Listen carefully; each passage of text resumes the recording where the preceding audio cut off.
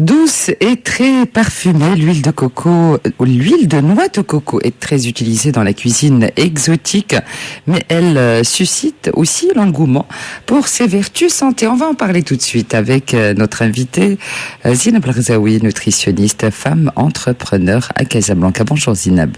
Oui, bonjour Islaine. Bienvenue. Merci beaucoup. Alors, on a déjà parlé de l'eau de coco. Alors aujourd'hui, nous avons choisi de parler de l'huile de coco. On va la présenter aux auditeurs de Channel Inter. Oui, bien sûr. Alors, l'huile de coco vient du même fruit que l'eau de coco, parce que ce fruit qui est la noix de coco a des vertus exceptionnelles sous toutes ses formes, que ce soit l'huile, l'eau, le lait, même la chair.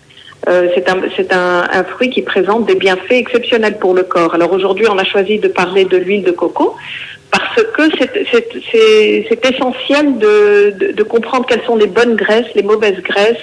On en parle beaucoup. Les auditeurs ont souvent très peur des graisses. On a un peu diabolisé les graisses dans ce régime alimentaire moderne. Et c'est bien d'éclairer un petit peu les auditeurs pour mieux comprendre où sont les bonnes graisses, où sont les mauvaises graisses. Et l'huile de coco particulièrement fait partie des bonnes graisses. Alors bien que l'huile a été diabolisée, l'huile de coco a été diabolisée pendant un certain temps, parce que effectivement c'est une graisse saturée, qui veut dire qu'elle ressemble aux graisses animales qui sont responsables de cette production du mauvais cholestérol, que l'on essaye d'éviter. Et donc, à travers cette analogie, l'huile de coco a été mise un petit peu dans la même case. Alors que, en fait, et là les études scientifiques l'ont prouvé, c'est une huile saturée certes, mais qui est excellente pour la santé. Bien. Alors aujourd'hui, nous avons choisi d'en parler. Je rappelle notre direct, hein, si vous avez envie de faire partie de cette émission, 05 37 20 44 73 ou bien notre adresse mail, shreigan@gmail.com. Alors Zineb, première question, est-il vrai que le fait d'intégrer l'huile de coco à notre régime, on peut perdre du poids plus rapidement ? Oui, alors ça c'est une question qui revient très souvent. Et c'est une question qui est un petit peu piège. C'est pas la question qui est piège, c'est la réponse qui doit être correcte. Alors je vais essayer de vous éclairer là-dessus. Allez-y. Effectivement, quand on mange de l'huile de coco, c'est une huile qui va être utilisée pour produire de l'énergie plutôt que stockée en graisse. Donc de ce côté-là, oui, effectivement, le métabolisme de l'huile de coco permet de diminuer le stockage en graisse et donc de produire de l'énergie qui va aider le corps à brûler des calories.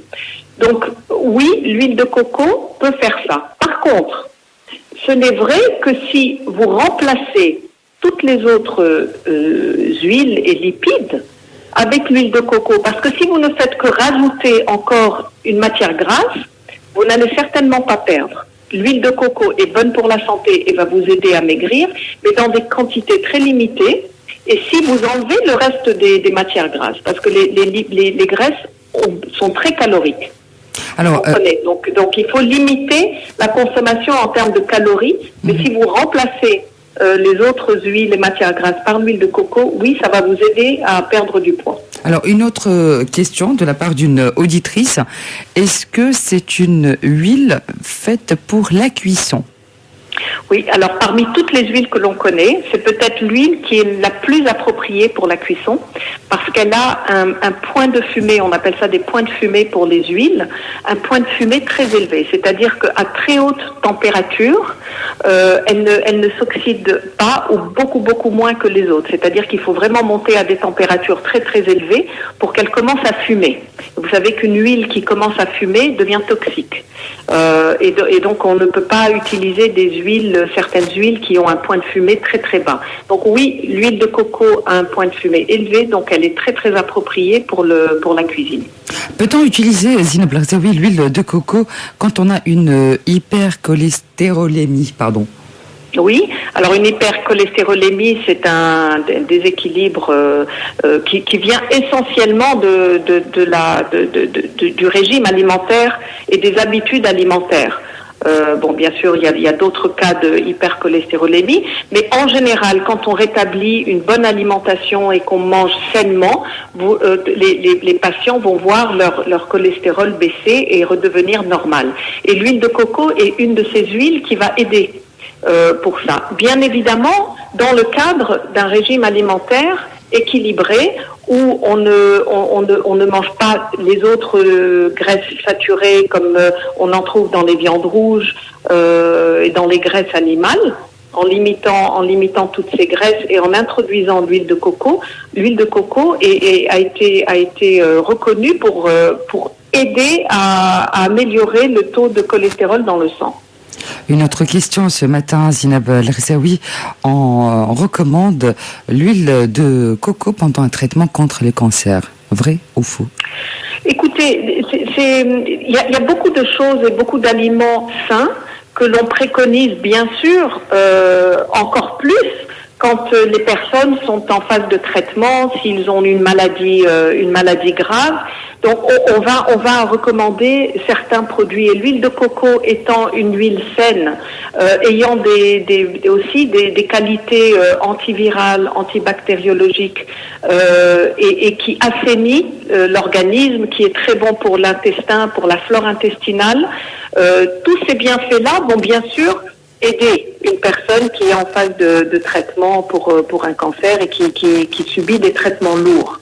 Mais en aucun cas, ce n'est un produit miracle qui va guérir ou qui va avoir des effets comme cela. C'est juste bien parce que ça fait partie de ces bons aliments et de cette alimentation saine que les personnes malades doivent encore plus que les personnes saines adopter.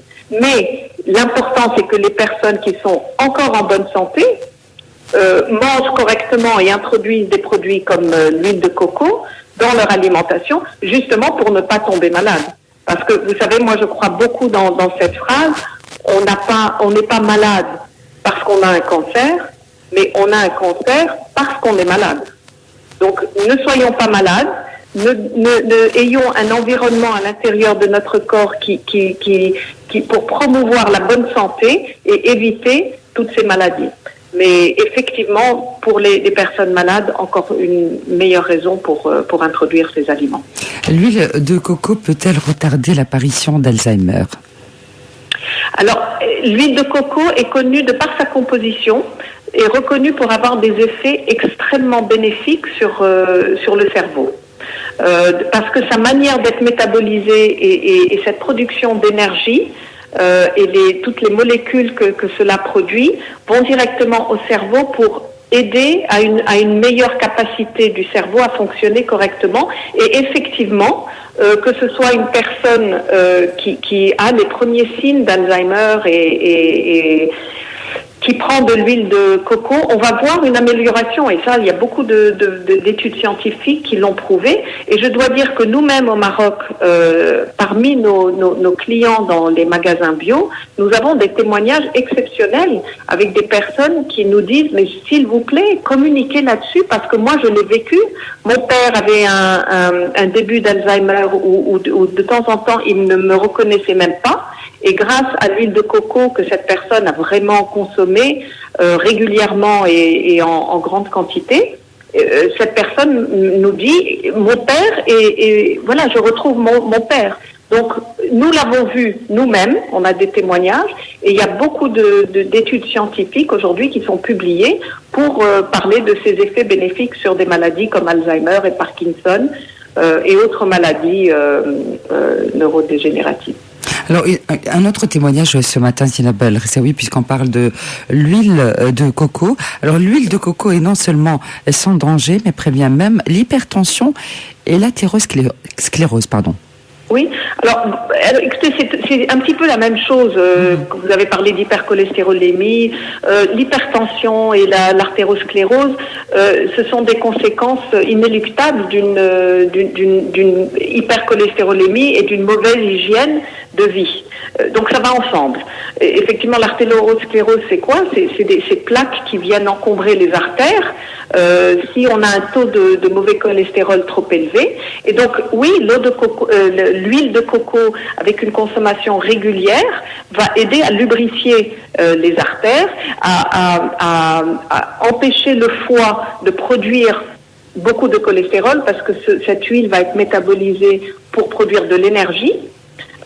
Et donc ça va aider tout ce process de hypertension, artérosclérose, artères encombrées. Donc effectivement, c'est un des produits qui est reconnu pour ses effets bénéfiques pour tout ce qui est cardiovasculaire. Et enfin, il faut rappeler que l'huile de coco nourrit les cheveux et leur donne de la brillance, améliore l'hydratation de la peau et prévient les rides. Alors, qu'est-ce que vous en pensez, Zina Blazeroui? Mais c'est vraiment la potion magique.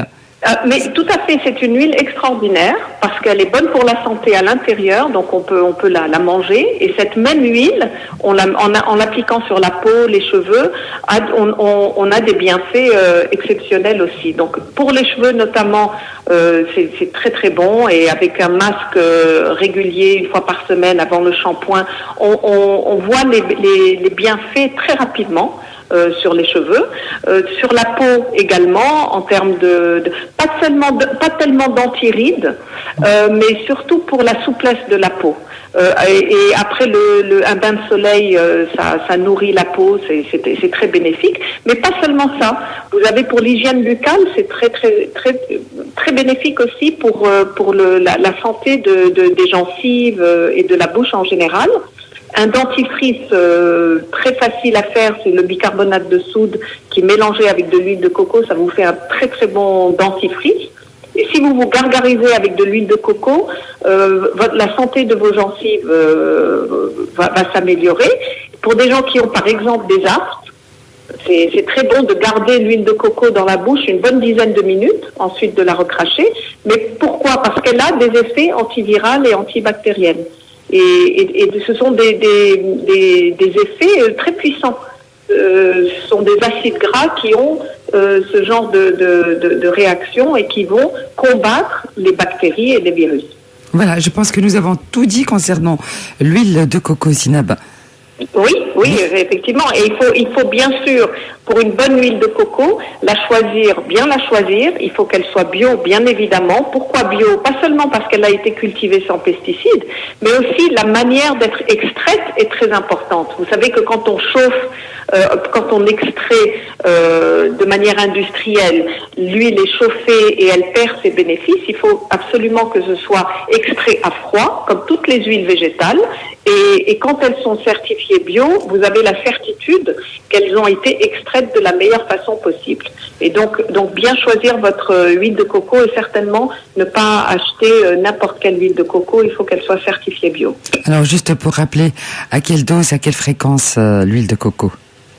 Écoutez, tout dépend de vos besoins. Pour une personne, comme vous avez parlé au début, qui veut aider son corps à perdre du poids, effectivement, la dose de matière grasse à incorporer dans un régime alimentaire est très bas. Donc c'est 2 cuillerées à café. À chaque repas, vous pouvez faire une sauce de salade avec, ou bien sauter vos légumes si vous en avez envie. Et c'est tout, et pas plus. Donc 2 petites cuillères, vraiment petites cuillères par repas midi et soir. Maintenant, pour une personne qui peut-être a une maladie d'Alzheimer, comme vous avez dit, qui commence, ou des pertes de mémoire, ou qui veut améliorer ses capacités mentales et cérébrales, à ce moment-là, c'est une cuillerée à soupe 2 fois par jour. Déjà commencer avec ça et voir comment ça se passe en essayant d'éliminer les autres matières grasses de son alimentation. Comme chaque jeudi, Zina Blazeroui, vous nous proposez une recette de cuisine. Oui, alors aujourd'hui ça va être des biscuits très sains, sans farine, sans gluten, et on va incorporer de l'huile de coco parce qu'en remplacement du beurre, par exemple, dans toutes les recettes, c'est excellent pour la santé. Restez avec nous, c'est dans quelques instants sur Chaîne Inter, la recette du jour dans À vous papy avec Zineb Larzaoui, nutritionniste, femme entrepreneur à Casablanca. 9h À vous papy avec notre invitée Zineb Larzaoui, nutritionniste, femme entrepreneur à Casablanca. Alors, quels sont les ingrédients de cette recette, Zineb Larzaoui? Alors c'est une recette de santé, un biscuit santé pour le petit déjeuner, pour le goûter des enfants par exemple. Je vais vous donner la recette. On note. Alors on note. Alors on y va tout doucement. On va utiliser, juste pour que les auditeurs le sachent, une mesure d'une tasse. Ça peut être un petit bol qu'ils ont chez eux, mais c'est beaucoup plus facile que des grammes. On n'a pas besoin de peser. C'est juste une proportion qu'il faut garder entre les différents ingrédients. Donc on y va tout de suite. On va commencer avec une tasse et demie de flocons de quinoa. Bien. Une tasse et demie flocons de quinoa. Une tasse de flocons de noix de coco. C'est des noix de coco en paillettes effilées. Une tasse. Une cuillère à soupe de graines de chia. On en a parlé la semaine dernière. Et donc ça, on va l'intégrer dans cette recette. 3/4 de tasse d'amandes effilées. Ça peut être des noisettes aussi si vous voulez, ou des noix de pécan. 3/4 de tasse, amandes effilées, crues bien sûr. Une demi-tasse de canneberge séchée. C'est comme des raisins secs, mais les canneberges ont des propriétés intéressantes. Donc une demi-tasse de canneberge séchée. 3 bananes mûres, bien mûres, en purée. 1/4 de tasse d'huile de noix de coco. Alors, si elle est encore solide, parce qu'il faut savoir que l'huile de coco, au-dessous de 25 degrés, elle est un petit peu solide. C'est tout à fait normal. Donc, il faut la chauffer, mais à juste un tout petit peu pour qu'elle devienne liquide et pour que vous puissiez mesurer 1/4 de tasse d'huile de coco. Et en option, moi je n'en mets pas, mais en option, une cuillère à soupe de sirop d'érable, qui va édulcorer un petit peu. Vous avez remarqué qu'il n'y a pas de sucre à part les bananes et les canneberges. Pour moi, c'est suffisant, mais certaines personnes préfèrent rajouter un petit peu de sirop d'érable, donc une cuillère à soupe. On reprend les ingrédients ? Oui, tout doucement. Alors, les ingrédients de cette recette. Alors, juste pour rappeler qu'on peut partager les ingrédients de cette recette sur votre page Facebook Zineb Larzaoui. Oui, tout à fait. On va partager ça et je reprends les ingrédients. Alors, on y va. Une tasse et demie de flocons de quinoa, une tasse de flocons de noix de coco, une cuillère à soupe de graines de chia,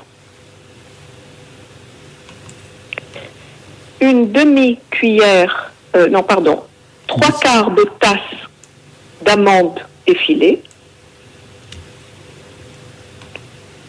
une demi-tasse de canneberge séchée, 3 bananes bien mûres en purée, 1/4 de tasse d'huile de noix de coco liquide et en option, une cuillère à soupe de sirop d'érable. Voilà, nous avons tous les ingrédients de cette recette. Alors, pour la préparation, est-ce que c'est vraiment une recette très facile ? Très simple. Oui, très facile, vraiment très facile. Alors, il faut préchauffer le four, 360 degrés à peu près, ou à 180 degrés Celsius. Vous préparez une plaque avec du papier sulfurisé, pas de papier aluminium, s'il vous plaît. Papier sulfurisé, c'est très important. Vous allez mélanger les ingrédients secs. Alors, ce sont les flocons d'avoine, les flocons de noix de coco, les graines de chia, les amandes et les canneberges dans un grand bol. Donc ça, ce sont tous les ingrédients secs. Vous les mélangez dans un grand bol. Et vous allez rajouter les bananes en purée, l'huile de noix de coco et le sirop d'érable si vous choisissez d'en mettre. Vous mélangez bien et ça va vous donner comme une pâte. Et à ce moment-là, tout simplement, vous prenez des petites boules avec peut-être une cuillère pour faire des boules de glace, par exemple. Vous prenez une cuillerée que vous placez sur la plaque recouverte du papier sulfurisé.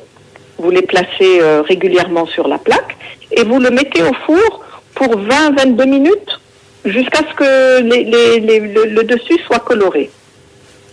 Et vous les enlevez du four, vous les laissez refroidir et vous pouvez les mettre dans une boîte hermétique et les garder, ou vous pouvez les manger tout d'un coup. Merci Zineb. Voilà, et pour juste, je voulais vous dire, nous avons fait un livret de recettes spécial Ramadan avec beaucoup de recettes qui incorporent l'huile de coco, et vous pouvez le télécharger gratuitement, bien sûr, sur les pages laviclaire.ma ou distribio.ma. Le livret de recettes, c'est pour le grand public, pour que les personnes puissent avoir un support pour préparer des repas sains pendant le Ramadan. Et il y a beaucoup d'huile de coco dedans. Merci Zineb.